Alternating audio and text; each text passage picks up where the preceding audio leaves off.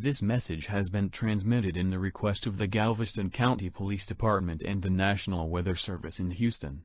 This is not a test. I repeat, this is not a freaking test. Don't even listen to this. Leave the coast immediately. At 3:10 a massive 9.8 earthquake on the Richter scale struck 1,000 miles of the coast of Jamaica Beach and generated a tsunami 500 feet tall. This tsunami is moving at 1,400 miles per hour and will reach land in 30 minutes. If you don't evacuate in 3 minutes, you will be vaporized at the force of the wave. Evacuate, or accept your fate.